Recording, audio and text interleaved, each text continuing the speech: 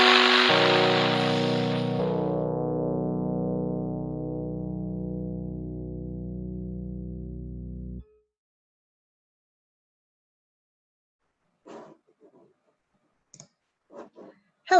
we are talking today again to Boyan Stanislavski about a very interesting topic, patriarchy and capitalism. Which should we fight first? It is very difficult to answer, and I think even the question is controversial in itself, why we should fight one or another. What brings us today here to discuss with you this topic is what happened this week to Alexandra Ocasio-Cortez, who was approached by two representatives, and one of them, in front of all the journalists, had the nerve of calling her a fucking bitch. This is how he decided it is okay to approach a chosen representative, a woman who was elected by citizens, taxpayers, American taxpayers. Well, of course, he apologized, saying that he has a wife, he has daughters, as if someone who has a wife and daughters can hide behind them and say that if he has them, then there is no chance of him being misogynist or making such rude remarks to a female colleague of his.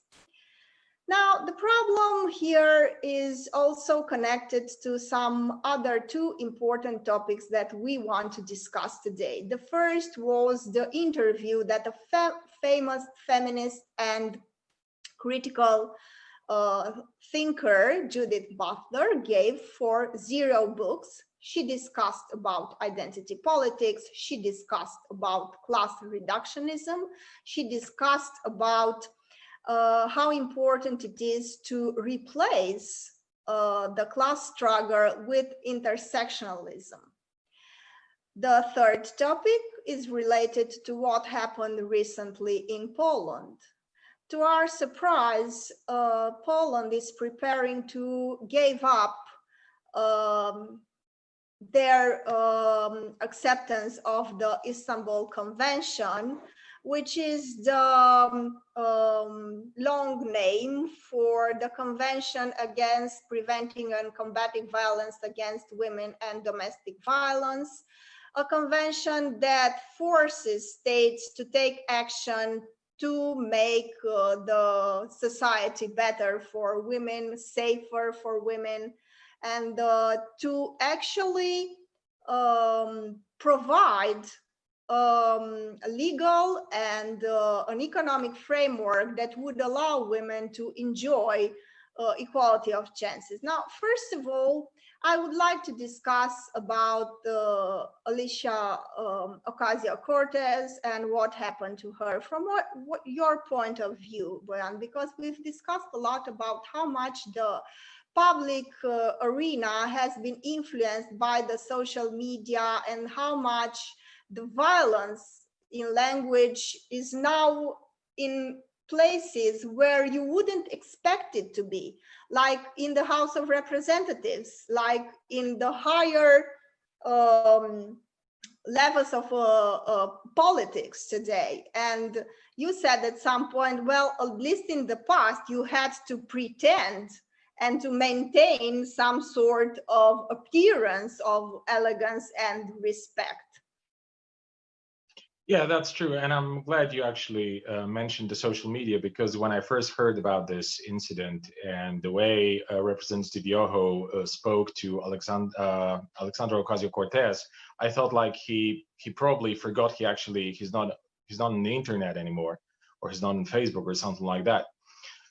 So I think that it's a growing tumor of pathology in the public sphere and in politics in general. I think there's and throughout my lifetime, really, what happened, it's a constant process of constant and very serious, very visible downgrade in politics in general, in political culture, in the concept of politics. And this is where it ends up. It's just one of its dimensions. Like the lack of culture, the lack of a lack of attitude, lack of upbringing. I don't know. It's just devastating to see that people who are supposed to be leaders, political leaders, they are prepared to speak to each other that way. And also, I don't quite understand, like, what was this guy thinking? Like, how does it help him in any way? Like, did he really think that someone would just tap him on the arm and say, "Oh, man, good job. I mean, you really told her, yeah, like she really got it from you." Like, no one would have done that, obviously, because it's so so unacceptable still in the general culture. So I think that this can be interpreted as a growing frustration on the part of the right wing, and the Republican Party is really, really right wing. I mean, the Democratic Party is right wing, and the Republican one is already off the spectrum almost. It pretty much resembles the situation in Poland, by the way, where the Civic Platform, the party of Donald Tusk, is a right-wing, like typical right-wing party, I would say, and then we've got Law and Justice, which is as well off the spectrum. But I think it's this growing frustration of people, of white, powerful, rich men who are just inconvenienced by the fact that there are people like AOC who are on the same level on the social ladder, because it's not the first time she was insulted. I mean, I remember from her statement after the incident where she described like how the mayor, not the mayor, but the governor of Florida spoke about her, that I think she said something like that. That's something like that. Or anyway, he sort of dehumanized her and described her as an item, basically. And other politicians, high-ranking politicians among them. So there are these rich, white, powerful men who are inconvenienced by the fact that there's a woman, young woman of color, who got into the House of Representatives by steering very serious social support for herself and for her progressive ideas. Progressive social democratic ideas, not very typical for American politics. So this is how I view this incident, and how I interpret the circumstances. Well, in my opinion, that raises another important question. I'm very upset to see people like Judith Butler and other important critical thinkers making us choose between fighting for decent wages and fighting against economic equality, fighting against patriarchy. And what I find most controversial here, and even I don't know, some sort of lack of responsibility from the part of academics here, since this is not an intellectual adventure, is the fact that it is so easy to get people to hate each other. As I told you some moments ago, an incident, something happened to me 3 days ago that is very important and illustrates best this idea. I was in my yard cleaning the terrace, and a huge truck came. The driver and the other 2 men that were with him in the big truck were able to see in the yard, and they started catcalling me. And it was at that moment when I said, well, I'm not safe. Even in my own house, I risk being catcalled on my terrace, in my yard, in my house. I'm not safe, even if this is my space. I was not on the street. I was literally on my terrace. They were on the street. And at that point, the thought occurred to me, I would be gladly joining a fight, and I militate for those people to get higher wages, for their employers to respect their right to rest, because a lot of accidents happen in Romania because the drivers are pushed by their employers to drive and and they fell asleep at the wheel. And this causes a lot of tragedies here in Romania. But at that particular point, it became so clear to me that it is so difficult to fight together with them since they behave like that. And of course, it was so easy for me to get very violent thoughts, because I surely wanted to literally kill them at that point. And it is so easy to tap into these feelings and say to a woman, look, you should not show any kind of solidarity with these pigs. They are filthy men that don't deserve your attention. You should stick to your sisters, because here is the only place where you can find solidarity and you can find and fight common struggle for decent wages and you should fight first against patriarchy, and only then, after patriarchy and things related to this form of oppression are solved, only then you ought to think about fighting capitalism. And I find this very, very puzzling and very controversial, since I think the most important thing right now is to move beyond personal experiences and not to transform feminism or anti-capitalism into some sort of ideological product that could fit your needs. So you should not think of it in terms of some sort of mask or some sort of product that you may use in order to feel better. Of course, you join a cause also for emotional reasons, because you need someone to share your ideals and your fights and your I don't know, your ideology and your beliefs. But besides that, you have to invest yourselves in causes besides your personal experiences. And I find very troubling what Judith Butler said. She said first, feminism was a fight about a common identity that should bring women together. And even that, I'm not talking here a common cause with men, as you see. We moved to a different level, a common identity between women. Well, she thought, well, what does this common identity means? Well, I'm not like that. I'm not like that. I don't like that.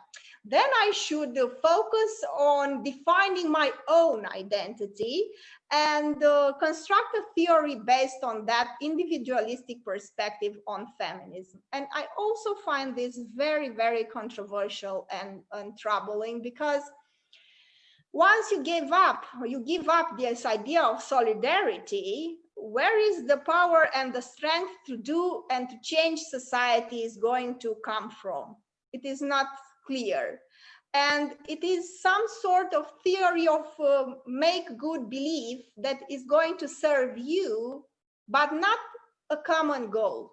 It is very difficult to fight a common goal when you think of feminism like some sort of medicine, feel-good medicine that you should just take and be happy with, There were many things that I found very puzzling, but the whole notion that you should replace class struggle with intersectionalism, as if there are bad people who are engaged in class struggle and good people who understand intersectionalism and are on the good side of history, I find this very troubling. I find this very controversial. Why we should choose between the two? Because it is so difficult. We are standing against such powerful forces, against the corporate media, against huge inequality, against this power of the white rich man. How are we going to fight if everybody is for herself or himself in this fight, And to me, another thing was, and I find this particularly controversial, she said that, look, with Bernie Sanders, people who thought that economic oppression is the main form of oppression are now taking back control and thinking that economic oppression is the main form of oppression will restore male power, white male power. I mean, she basically linked class struggle to the idea of restoring white male power, and they fought so hard to replace this idea with intersectionalism. And okay, intersectionalism is a very powerful concept. Even Gail Dines, she's one of the most prominent feminists who opposes queer theory, says that, okay, intersectionalism is a powerful concept that explains the fact that a person faces different types of oppression and we are not equal in oppression. But if I am more oppressed than you, this should not turn into a competition of who's more oppressed, because this is the point of creating divisions, and this is the point where you can no longer talk about a common ideal and a common fight. Right. Well, there are so many points that you raised. I think that first on the notion of solidarity, which is the essential one here. Well, obviously, without solidarity, we can't go anywhere. We can just run around in circles, maybe. And to my mind, solidarity can only be based on interests, like mutual interests. And I just don't see how, this notion that is like described in this phrase often used now, identity politics, can be helpful in that, because identity is a very complex thing. Identity is composed of so many factors, and its development basis, one of the foundations for its development is the past experience that the individual person has gone through. And you will never find two people with equal experiences. And even within one identity, then you will always find a group of, I don't know, vanguards who are going to say that we have, you don't have the same experience as I have, so my identity is actually different. And you can breed identities, by the number. So, like, for me, of course, I think it might be important from the point of view of individual people to sort of find their place in society, or find their place in a community, or join a community of people. And from that point of view, I think identity and understanding one's identity is very important. And like, the more people affirm their identity, the better for others who can just join up, I don't know, whatever, a struggle or entertainment or whatever. But I personally don't see how it can contribute in any way to the global struggle for a better world, because the question of choice between economy and gender, this is like a choice between I don't know, water and food. Like, how can you actually make that kind of choice if you want to stay alive, right? And well, I think it's absolutely essential to understand the oppression of women and the oppression of minorities, and like, sexual minorities, people of color, and all the identities that feel oppressed. It's it's a debate that we have to have, obviously. But if we don't really do anything about the way the world is going, then maybe in 20 years or 50 years, there's just not going to be any society, and there's not going to be any discussion about be it feminism or any other movement or idea. So I think that if we want to be serious about what's important, then we have to consider that at the moment, or at least that's how I see things. Okay, that at the moment the world is endangered by two very serious phenomenon that are like the specters really haunting us. The one is the climate change, and the second one is the possibility of nuclear conflict. And I think that identity politics will not play an essential role in collective pushing back on that. And since I use the word collective, I want to say that I think your experience, the one that you described with some workers on a truck passing by your garden or yard or something like that, it's an awful experience, of course. But on the other hand, I think it's very important what you said later on, that we actually have to be able, not so much as Marxists or feminists or whatever sort of activists, just as adult people, we have to be able to make a distinction between the collective experience and the individual experience, and that these are two different, qualitatively different things. So while some people say, I don't know, say some pensioners are sometimes rude, okay, and I like everybody could agree, I suppose. Pensioners are sometimes rude. Does it mean that it makes no sense for me because I've experienced some unpleasant remarks from the side of an elderly man or woman, that I'm supposed not to support higher pensions, or I don't know, better life for the pensioners or something like that? Obviously not. I mean, that would be absolutely stupid, and I think that would be immature and childish to do so. Like, it's adult people like understand more, they have a broader view, they have a broader perspective, and they just put things into perspective, and they don't base themselves exclusively on their own emotions and desires. Like, it's a meaningless concept when it comes to politics. I mean, it's not political. It's just it's okay, of course. Like, I don't want to downplay it. I mean, people should think about their emotions, and people should work on their emotions, and people should analyze their own mindset, and maybe the question of identity and identity politics could be very helpful for some people with that. But we should not. I think it makes absolutely no sense to build on that in terms of politics. So the question that was taken up by Judith Butler during the interview that you watched, I haven't seen that interview, I have to admit, but if she really said that there's a problem with a potential restoring of white rich men's power if we support Bernie Sanders or something like that, then I don't quite understand. Like, what does she mean by restoring? Like, isn't it there?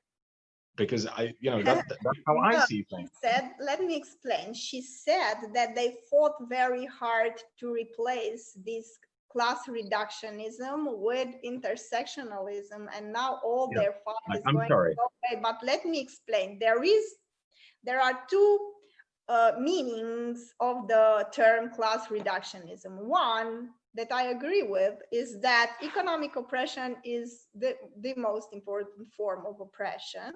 And the other one that I do not agree with, but I think she meant that one, is that once you solve class oppression, then you will solve gender and racism, and somehow if you replace capitalism with another economic system, then all the other problems like patriarchy and racism are going to be solved by themselves. And of course, I do not agree with that last meaning, the second meaning that I get, but I do think that economic oppression should be fought, and should be fought together, because it's the most important form of oppression. And there's no way of discussing human rights before discussing, once you are poor, so poor that you can die of hunger, there is no point of discussing anything else. I mean, this is the basic need that you have to take care of. That, because it's just so basic. And she said something like they fought so hard to replace this idea that we should first fight economic oppression because the others will solve itself. We should not fight first economic oppression because it's like a magic wand that it's going to solve everything. But we should fight economic oppression because it is so vital that people are left from this status of extreme poverty.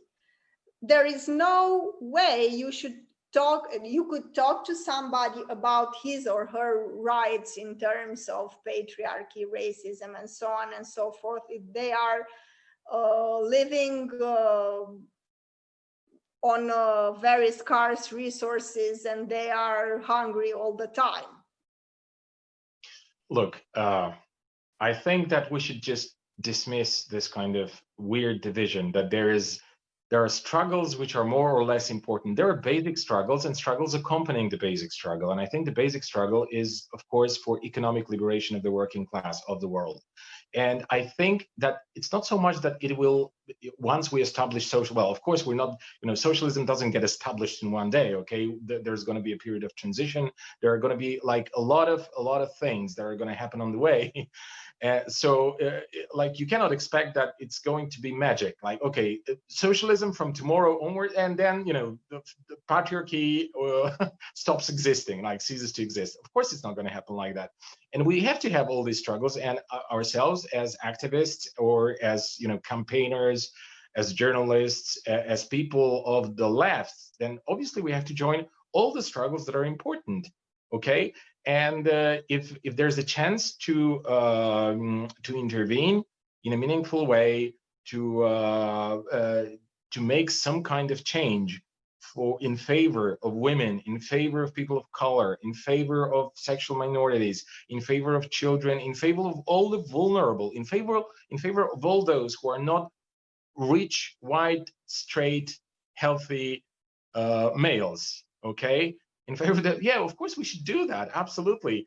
And Marxism doesn't force us to make, and I don't understand why feminism would do that. That doesn't try and make us choose between different types of struggle.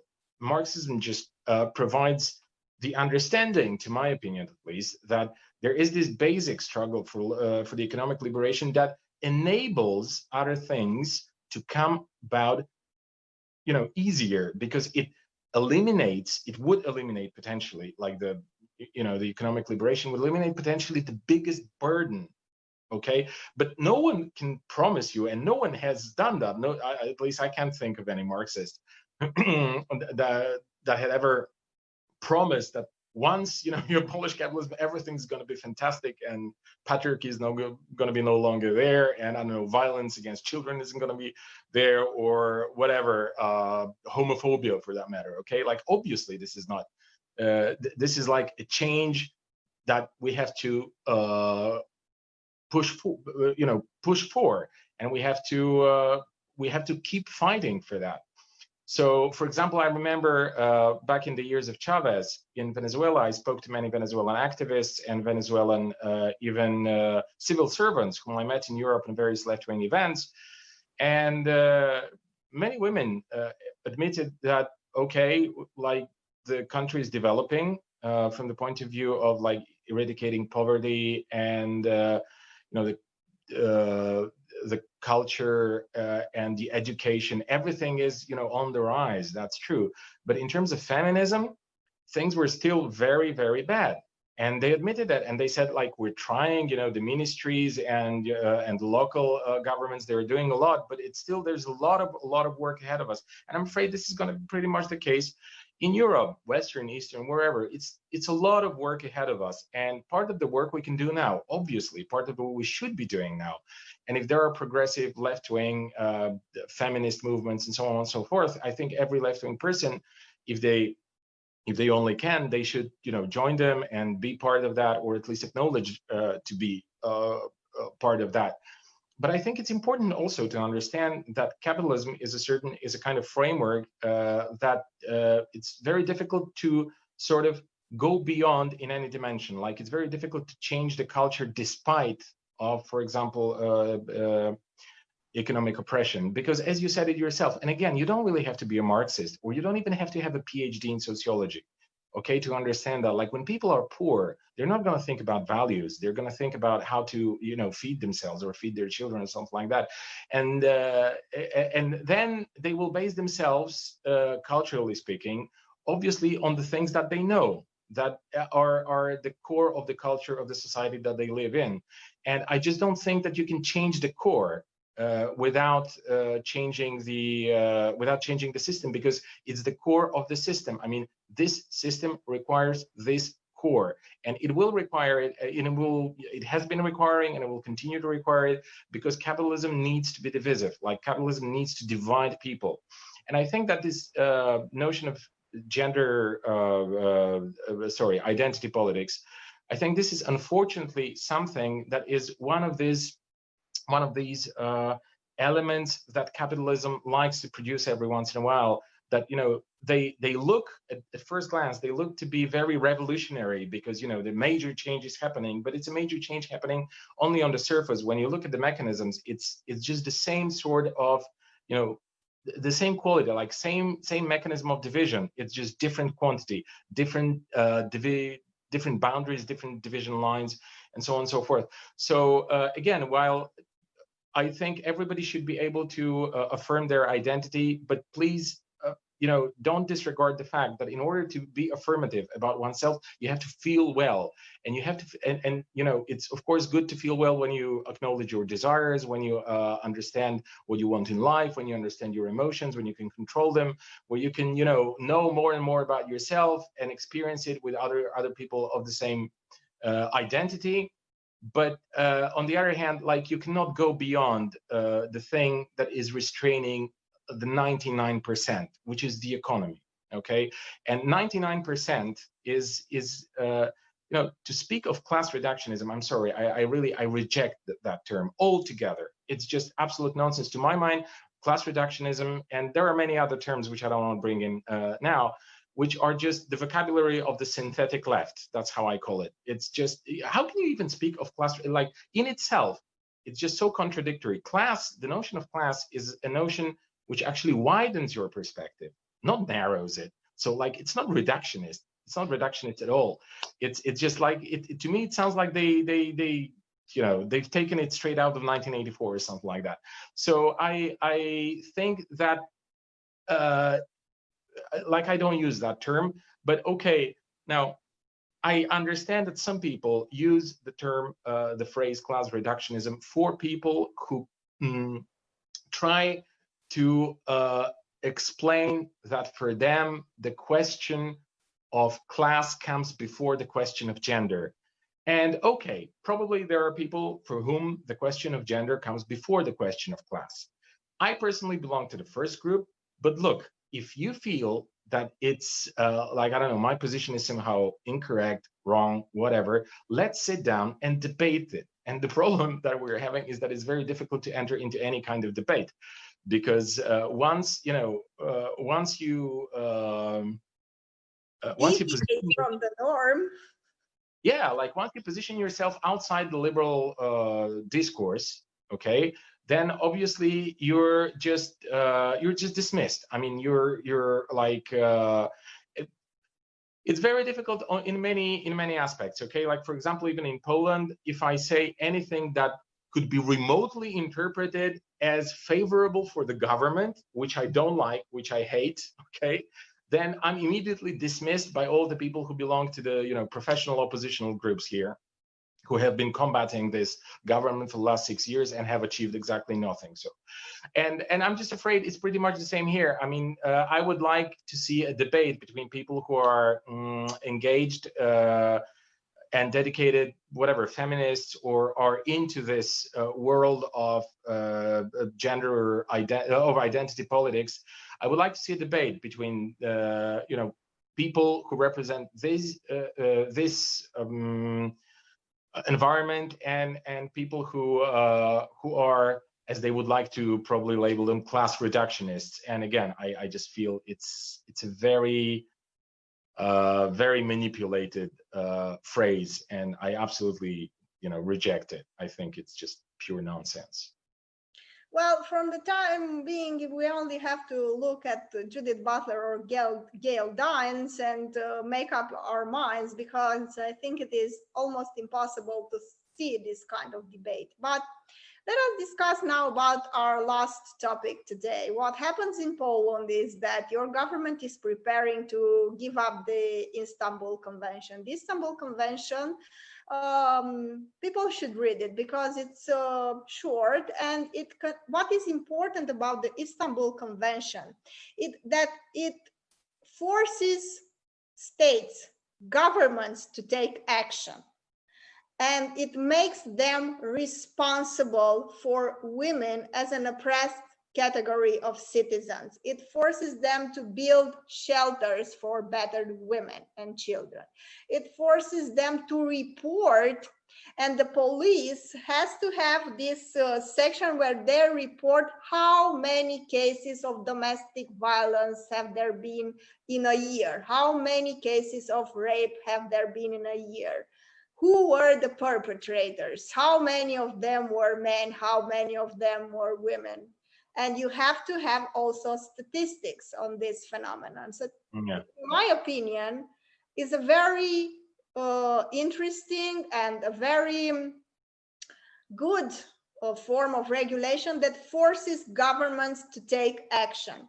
There is a section in this convention discussing about gender, and I think most of the conservatives just take that out of the context to give up all the rest. And for governments, it's very convenient because that means they can use the phrase gender to throw it in the faces of Catholic believers and of people who are more conservatives.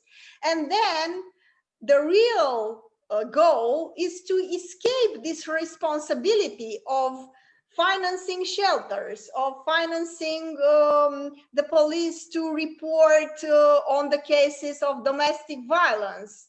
I mean, they get easy, you know, they escape their responsibilities while posing into a big defender of the conservative ideology and the fighter against gender. And I find this so controversial, to say the least, and so absurd. Yeah, it's absurd and grotesque on so many levels because it's really a symbolic gesture, okay? And unfortunately, this is what politics is today, just throwing symbols at each other, and you know, the kind of symbolic violence, I would say, on the part of the be it opposition or the government in Poland, is I think all pretty much across Eastern Europe. When you look at Hungary or Bulgaria, it's pretty much the same. So there is no discussion of interests, responsibilities, and that kind of stuff. So I think it's just another step for the Polish government in the direction of kind of strengthening their narrative, because their narrative is that Poland, I said that many times, but I will repeat it again because this is the basis of the basis. Like Poland, in the government's narrative, is a besieged fortress. Like on one side Germany, on the other side Russia, and you know, European Union and gender, whatever, this monster that comes from, we don't know where exactly, but somewhere from the West, maybe from Brussels, maybe from the US, maybe from, like, you know, feminist whatever centers, international centers, and people holding rainbow flags, and this is what the society is being taught, that we have to be that we have to be keep defending ourselves, and defending ourselves means defending against what? Defending against change, and against change. What kind of change? Well, change of culture, change of whatever behavior, change of general patterns of understanding the world, and so on and so forth. And this is why they have to do that, okay? Because they need to strengthen their narrative. Otherwise, they don't give a damn about the document, because even if the document is here and Poland is part of it, well, they don't really have to do anything, because like, who's going to punish them for not doing it? And we've seen that on the last summit, EU summit, where you know, there was a lot of waving of fingers against Poland and Hungary, how the rule of law must prevail, because otherwise they're going to stop the money flow, and so on and so forth. Well, no, a lot of barking, but no effect really. So and everybody knows that, okay? Everybody understands that, even the most ignorant Polish conservative politicians. So they do that because they feel that they can explain, they can use it later as a propaganda leverage to say, oh, you know, we're rising on our feet, you know, the country is solidified by the rule of Chairman Kaczynski and law and justice, and so on and so forth. And then the Catholic Church is going to clap their hands, and everything's going to be okay. for them. Okay, that's why they're doing that. Now, myself, I have to say, I'm trying not to have an ideological approach to the convention or to any kind of international documents of that kind, because, like, for me, as an activist, as a person, as a journalist, is there a problem of domestic violence in Poland and violence against women, violence against children? Of course there is. And is it a big problem? Of course it's a big problem. You can see it even by judging by the statistics that were collected before the Istanbul Convention was in, right? So do we need to strengthen the struggle against that? Of course we need to strengthen. Is this document helping us? Of course it's helping us. So, what's the problem here? And it's just the right wing, the psychotic right wing, that they are afraid of everything. I mean, they are so aggressive and they are so violent, that they are not prepared to accept anything that even remotely reminds them of something related to gender. Okay. And I actually think that it's not so much the question of gender that is put there, as very briefly mentioned in the document, because I read that document, unlike most of the right-wing hysterics. So it's very briefly mentioned there. What is, I think, more painful for them is that it says that the tradition and the culture cannot be used as an excuse or as a justification for domestic violence or violence against women. I mean, I can't remember the exact formulation, but this is, I quote from memory, okay? So what does it essentially mean? That means that the fact that you are used to beat up your wife every once in a while, and the fact that your neighbors are used to that, or maybe that your female neighbor is used to the fact that you rape her every once in a while, and that people don't react, that it's like somehow widely acceptable, that doesn't change the fact that this is a crime and that this is a punishable crime.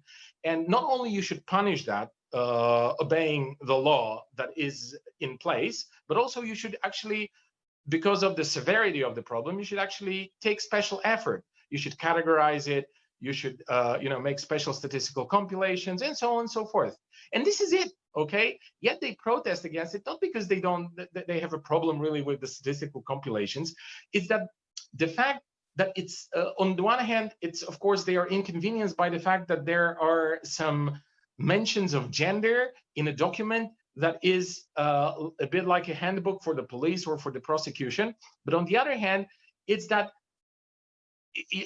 their power to exercise violence is somehow, well, not, I don't know if it's limited, but it's somehow, it's becoming more evident, okay, because of all the things that this document requires that the authorities do. So yeah, I think it's a very sad thing that it's happening. And unfortunately, it's very sad because it deepens the divisions, the wrong divisions in the Polish society. And I think it relates to the topic that we spoke about in the beginning of our program. Look, the majority of the Polish society, at least that part of the society that is interested to some extent in public affairs, they see that the main choice in terms of politics today is the one in favor of, some basic social security on the one hand, and on the other hand, right to abortion.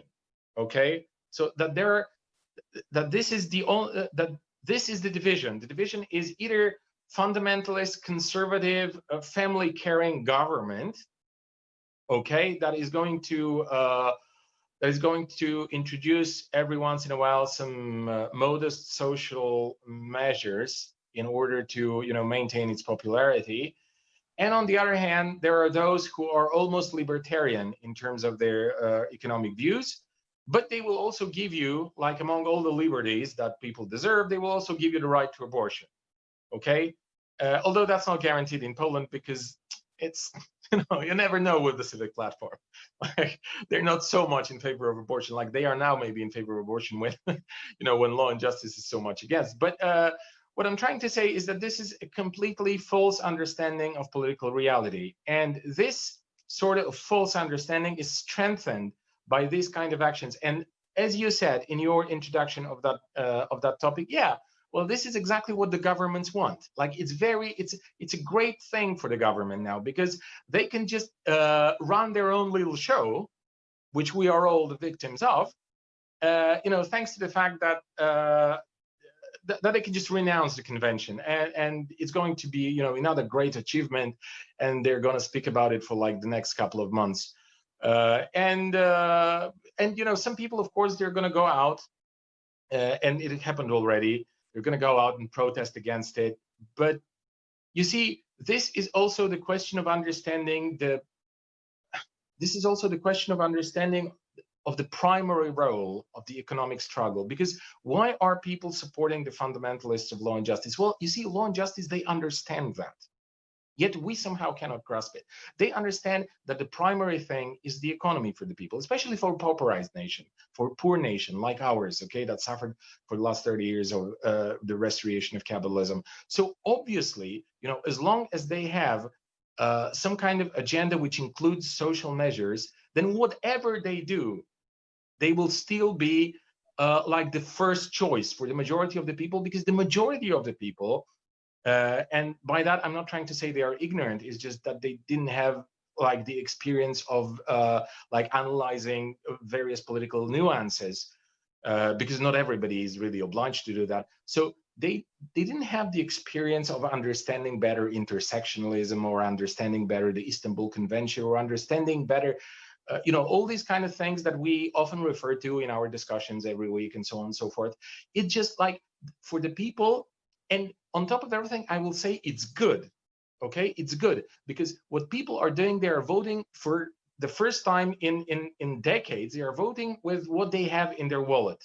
Okay, they're voting because this government is giving me money for my children. And now, for most people in Poland, and I believe for most people in Romania, if someone explains that, look, we have a government that cares about families and gives them money for the children that they have to raise, well, for most people, it's pretty normal that governments are supposed to look after the families, okay? And of course, now you and I, or other feminists, or other Marxists, we can just go, we can nuance the question. We can see, oh, but families, and what kind of families? For example, this is like my starting. This is always my starting point when I discuss with conservatives. Okay, look, I absolutely agree with you. That is great that the government, takes care of the families. But if the family is so important, then let's allow people to have a family like everybody, not just people like you. Everybody deserves to be a family, and everybody deserves some care from the side of the government. Okay, why is it that the family has to only be the way you see that? Okay, so this is what I'm trying to say, is that there's this constant attempt on the side of the government to foment discord, really, and to foment artificial discord between people and various social groups, while they can play their game. And I just very much hope, and I think I said it last time we spoke, I very much hope that this model is really exhausted, in a way that there's not much left. I mean, I don't know how much more emotionally disbalanced you can get the Polish society. I don't think any much more. So perhaps, just perhaps, although I'm not really sure, I'm not certain that whatever comes next is better, but just perhaps there's going to be some more space of discussing about real substantial politics, about interests, about economy, about how to make the society and world a better place. Well, hope dies last, as I always say. So let's hope our viewers find this interesting, and let's hope that maybe the protests in Poland will be big enough so they won't give up the Istanbul Convention. Thank you very much for the discussion. Thank you.